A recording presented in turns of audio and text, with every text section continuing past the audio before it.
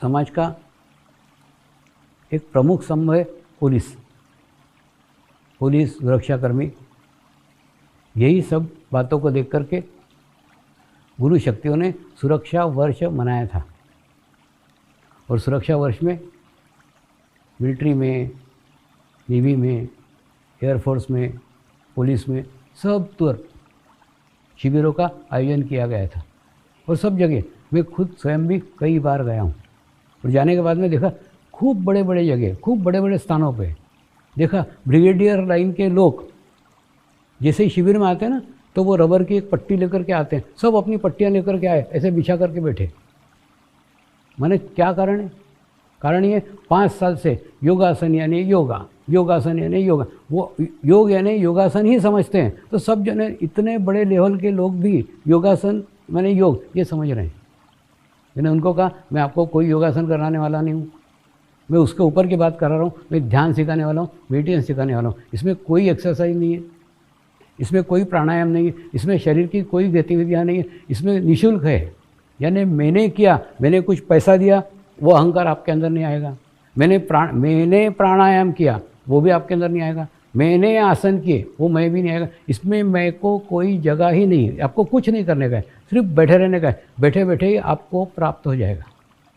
क्यों? क्योंकि ध्यान की पद्धति नहीं है, ये ध्यान का संस्कार है। संस्कार ऑटोमेटिक प्राप्त होता है। सिर्फ आपको ग्रहण करने की, आपको लेने की शुद्ध इच्छा होनी चाहिए। अगर करोगे तो आपको ग्रहण होगा। तो इस प्रकार से अलग अलग स्थानों पे, अलग अलग जगह, एकदम बॉर्डर के ऊपर भी जाकर के शिविर किए हैं।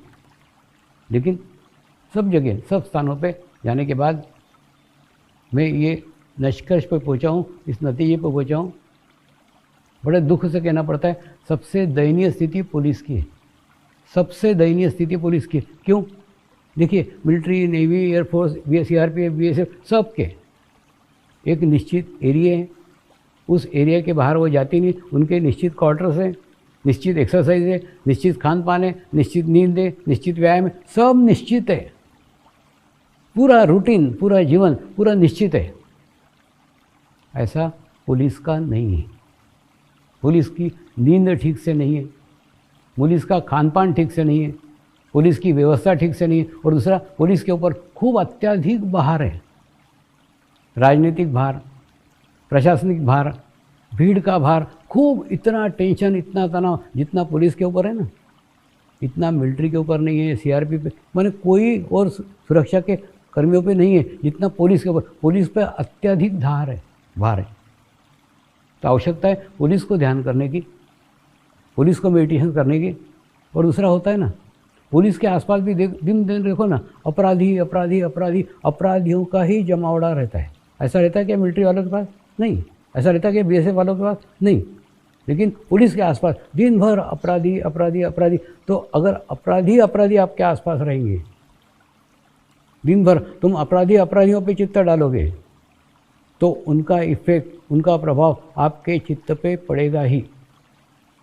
आवश्यकता है अपने चित्त को शुद्ध करने के लिए, अपने चित्त को पवित्र करने के लिए, जिस प्रकार से आप शरीर को पवित्र करने के लिए स्नान करते हो ना, उसी प्रकार से अपने चित्त को शुद्ध करने के लिए ध्यान करो। नियमित आधा घंटा ध्यान करो, ताकि आपका चित्त शुद्ध रहे, चित्त पवित्र रहे। और आसपास के अपराधी लोगों के प्रभाव, अपराधी लोगों के इफेक्ट आपके ऊपर आएंगे ही नहीं। ये लोग ना देवता सरी के अपराधियों को पूछते हैं, उनको याद करते हैं। ये इन्होंने बताए हुए अनुभव है।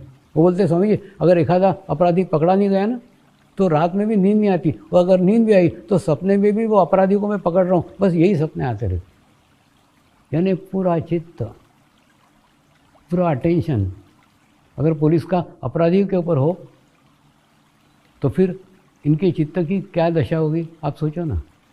और दूसरा, अपराधी तो अनेकों प्रकार के रहते हैं, अलग अलग प्रकार के रहते हैं। जितने प्रकार के अपराधियों पे, और पुलिस वही है, एक ही पुलिस को सारे अपराधियों पे चित्त डालना पड़ता है, तो क्या होगा? विभिन्न प्रकार के अपराधियों के दोष इनके चित्त में आएंगे और उनका चित्त खराब होगा। तो एक प्रकार के अपराधी नहीं, सब प्रकार के अपराधी। माने वो अपराधी तो एक अपराध करता होगा, पुलिस के ऊपर तो सब अपराधियों का इफेक्ट चित्त के ऊपर आता है। यही कारण है इनको ब्लड प्रेशर की तकलीफ़ होती है, इनको पेट की समस्या होती है, क्योंकि खान पान व्यवस्थित नहीं ना, कहीं भी खाना रहता है, कहीं भी बैठना पड़ता है, कहीं जाना पड़ता है, खूब ख़राब स्थिति है। और दूसरा, ये चित्त डालते हैं। मैंने तो एक पुलिस के शिविर में यही कहा कि कचरा उठाने वाले जो मजदूर हैं ना, वो मुंह को पट्टी बांधते हैं और पट्टी बांध करके कचरा उठाते हैं। उनको ये ध्यान है, उनको ये पता है कि हम कचरा उठा रहे हैं, कचरे का इफ़ेक्ट हमारे ऊपर नहीं होना चाहिए, इतना होश, इतना ध्यान वो रखते हैं। लेकिन पुलिस वो भी नहीं रखते, पूरा चित्त उन अपराधियों पर डालते हैं। तो क्या होगा, उन अपराधियों का भी कैचेस उनको लेना पड़ेगा। यानी ये अपराधी समाज का कचरा है, ये कचरा उठा रहे हैं, और उसके बावजूद भी इनको रिलैक्सेशन के लिए, इनको शांति के लिए, इनको सुख के लिए वो नहीं मिलता जो समाज को मिलता है। तो मेरी पुलिस के प्रति बहुत दया भाव है, पुलिस के प्रति बहुत करुणा भाव है, पुलिस के प्रति खूब सॉफ्ट कॉर्नर है। कॉर्नर क्या है, ये समाज का सब कचरा उठाते हैं, लेकिन समाज जो सुख भोगता है, समाज जो शांति भोगता है, समाज जो आनंद भोगता है, वो आनंद इनके हिस्से में नहीं आता। जब ये लोग, सब लोग दिवाली मनाते रहते हैं तो ये डंडे लेके खड़े रहते हैं, सब लोग होली मनाते रहते हैं, ये डंडे लेके खड़े रहते हैं, सब लोग देव दर्शन को जाते हैं, वहाँ रिलैक्स होते हैं, ये बाहर डंडे लेके खड़े रहेंगे। यानी इनके पास रिलैक्सेशन की कोई जगह ही नहीं है, कोई फंक्शन नहीं है, कोई मंदिर नहीं है, कोई तीर्थ क्षेत्र नहीं है। इनकी तीर्थ क्षेत्र पे ड्यूटी लगती है, लेकिन कहाँ, बाहर डंडे लेके खड़े रहने की। ये दर्शन करने नहीं जा सकते, यानी लोगों को दर्शन करवाएंगे, ये दर्शन नहीं कर सकते। तो जगह जगह इन सब बातों से ये वंचित रहते हैं, और इस सब का मानसिक दबाव धीरे धीरे धीरे धीरे धीरे धीरे ना इनके ऊपर आता है। और दूसरा, एक परेड का जो सिस्टम है वो अंग्रेज़ों के टाइम का था, 200 साल पुराना सिस्टम था कि left right left right left right करके चंद्र नाड़ी और सूर्य नाड़ी को बैलेंस करके और सामने देखो। उसके बाद में अपने चित्त को स्थिर रखो, बैलेंस रखो, संतुलित रखो। बहुत अच्छा सिस्टम था, जिससे वो एक पूरी पलटन तैयार करते थे, पुलिस को, जवान को बैलेंस करते थे, संतुलित करते थे। यानी उसकी चंद्र नाड़ी और सूर्य नाड़ी दोनों संतुलित करते थे, दोनों बैलेंस करते थे। लेकिन वो सिस्टम 200 साल पुराना है। 200 साल में बुद्धि का अत्यधिक विकास हो गया है। बाप से बेटा ज़्यादा बुद्धिमान है, बेटे से उसका बेटा और ज़्यादा बुद्धिमान है। तो अगर बुद्धि का विकास इतना तेज़ी के साथ हो रहा है, राइट साइड इतने तेज़ी के साथ विकसित हो रही है, और आज भी हम राइट साइड पे उतना ही जोर डालेंगे जितना लेफ़्ट साइड पे डाल रहे हैं। यानी हम लेफ़्ट साइड को उतना बैलेंस कर रहे हैं, उतना ही राइट को बैलेंस करेंगे, तो क्या होगा, राइट साइड ज़्यादा बढ़ जाएगी, और उसके बाद में एक इनबैलेंस की स्थिति, असंतुलित स्थिति निर्माण हो जाएगी। उसके कारण क्या होगा, उस असंतुलन में अगर वो लेफ़्ट में गया तो वो जवान अपने आप को गोली मार लेगा। अगर वही जवान राइट में गया तो ऑफिसर ने छुट्टी नहीं दी इसलिए उसको गोली मार देगा। यानी छोटी सी बात के ऊपर, क्यों, इनके पास में शस्त्र रहते हैं, इनके पास कभी भी ये डिसीजन ले सकते हैं, एक क्षण में डिसीजन ले सकते हैं। तो मैं इनको कोई परेड बंद करने को नहीं बोल रहा हूँ, मैं कभी भी कुछ भी बंद करने को नहीं बोलता हूँ, सिर्फ उसके साथ में ध्यान को जोड़ लो, अपने आप को बैलेंस करो, अपने आप को संतुलित करो। कई अफसरों के पास, कई अधिकारियों के पास जब मैं उनके अलग से शिविर लेता हूँ तो उनको मैं कहता हूँ, एक कुम्हार का फ़ोटो बहुत बड़ा फ्रेम करके अपने केबिन में रखा करो। आपने देखा होगा ना, एक कुम्हार रहता है, वो एक कपड़े का गट्ठा लेता है और इधर से हाथ लगाता है मटके के अंदर से, और बाहर से लकड़ी के हथौड़े से ठोकते रहता है मटके को। यानी वो मटके को इतना ही ठोकता है कि मटका टूटे नहीं। उसके बाद में अंदर से सपोर्ट भी देता है, सपोर्ट देता है ताकि वो मटका ठीक से विकसित हो। यानी उसको विकसित भी करने का है, उसके बाद में उसको तोड़ने का भी नहीं है। दोनों संबंध बनाए हुए हैं, अच्छा भी कर रहा है, बुरा भी कर रहा है। मैं उनको बोलता हूँ, आपके अधीन प्रत्येक जवान के साथ आपके आत्मीय संबंध होना चाहिए, ठीक उस कुमार जैसे। यानी अंदर से सपोर्ट कर रहे हैं, बाहर से ठोक रहे हैं। ठोक रहे हैं यानी डिसिप्लिन के मामले में अनुशासन के मामले में आप एकदम कड़क रहो ना, एकदम व्यवस्थित रहो, कहीं पे भी अनुशासन तोड़ने मत दो, लेकिन उतना ही प्रेम भाव, उतनी आत्मीयता आपकी प्रत्येक जवान के साथ होनी चाहिए। तो आपने अगर कई बार छुट्टी नहीं दी, कई बार डांटा, तो भी जवान गुस्सा नहीं करेगा। क्यों? क्योंकि आपके उसके साथ आत्मीय संबंध है। वो सोचेगा नहीं मेरी गलती थी इसलिए साहब ने मेरे को डांटा, ऐसी परिस्थितियाँ होंगी इसलिए साहब ने मेरे को छुट्टी नहीं दी। यानी आप ना सदैव एक रिलेशंस जवान और अफसर के बीच का एक एक्स्ट्रा करो कि जो आपके आत्मीय संबंध बना रहे, वो संबंध खूब काम आएंगे। वो आपकी बातें, आपकी स्थिति, आपकी परिस्थिति समझने के लिए बहुत आसान तरीका जवानों के पास होगा। तो मैंने सब ऑफिसर्स को कहा था, सब लोग एक कुम्हार का फ़ोटो फ्रेम करा करके अपने कैबिन में रखो और उससे प्रेरणा लो कि एक कुम्हार के समान मुझे भी प्रत्येक जवान के साथ अनुशासन रखने का है, डिसिप्लिन रखने का है, नियम में रखने का है, लेकिन साथ साथ आत्मीय रिलेशंस भी रखने के, आत्मीय संबंध भी रखने के। अगर ऐसा करेंगे तो आप 4 काम भी ज़्यादा बोलोगे ना जवान को, वो खुशी खुशी से कर देगा, क्योंकि आपके रिलेशंस केवल ऑफिसर और जवान के नहीं रह गए, आपके रिलेशंस आत्मीय हो गए, आत्मीय संबंध निर्माण हो गए। एक एक्स्ट्रा संबंध बनाओ ना।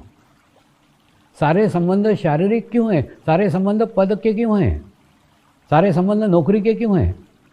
उसके अलावा कोई एक संबंध ऐसा बनाओ जो नौकरी का नहीं है, जो पद का नहीं है।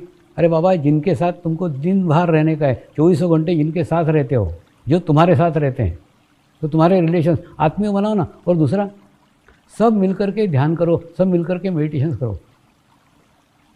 एक बहुत बड़ी सीमेंट कंपनी है, उस कंपनी के डायरेक्टर और बाहर का चौकीदार साथ में बैठ कर के ध्यान करते, सामूहिक ध्यान करते। और शाम को ऑफिस छूटने के बाद सब इकट्ठा होंगे और ध्यान करेंगे। तो उनके रिलेशंस डायरेक्टर के उस चौकीदार के साथ में भी उतने ही आत्मीय हैं।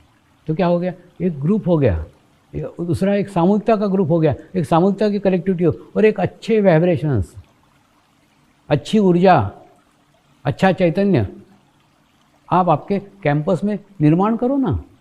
सब मिलकर के निर्माण करो तो बहुत अच्छा निर्माण होगा। हुआ था ना, एक बार मैं भारत पाकिस्तान बॉर्डर पे गया था, तो वहाँ पे थोड़े नाराज़ लगे सैनिक। बोले, स्वामी जी देखो हम कितने दूर बैठे हैं, 200 किलोमीटर तक का यहाँ पे कोई आदमी नहीं है। मैंने उनको, बाबा ऐसा स्थान हिमालय में ऋषि मुनि खोजते हैं जहाँ मनुष्य नहीं है, तो तुमको कितना अच्छा स्थान मिला हुआ है। बस हो ना, एक जन ये पहाड़ पे बैठो, एक जन ये पहाड़ पे बैठो, ध्यान करो, साधना करो। मनुष्य काय को चाहिए? मनुष्य आएंगे तो विचार आएंगे। आपको अच्छा निर्जन स्थान मिला है, उसका लाभ लो ना। तो जो भी स्थिति है, उस स्थिति को उन्होंने सकारात्मक लिया, खूब खुश हुए, खूब प्रसन्न हुए, क्योंकि ध्यान करने को उनको एक अच्छा स्थान मिला था, एक अच्छी जगह मिली थी। तो आवश्यकता है पुलिस को भी ध्यान करने की, क्योंकि आसपास जो खराब वातावरण है, जो दूषित वातावरण है, जो अपराधियों का जगत है, उस जगत से इफ़ेक्ट, उसके प्रभाव आपके ऊपर नहीं आ पाए। मैंने बोला ना, मैं आपको पुलिस की नौकरी छोड़ने को नहीं बोल रहा, मैं सिर्फ बोल रहा हूँ आप आपके जीवन में 30 मिनट ध्यान करो। एक बार एक पुलिस ऑफिसर ने, बहुत बड़े पद का पुलिस ऑफिसर था, उसने कहा, स्वामी जी मुझे सदैव ना मोबाइल पे रहना पड़ता है, पता नहीं कब कहीं से फ़ोन आ जाए, तो ऐसा फ़ोन आ गया तो मेरे को तो जाना पड़ता है, मेरे को तो उठना पड़ता है, तो मैं ध्यान करूँगा कैसे, आधा घंटा कैसा निकालूंगा।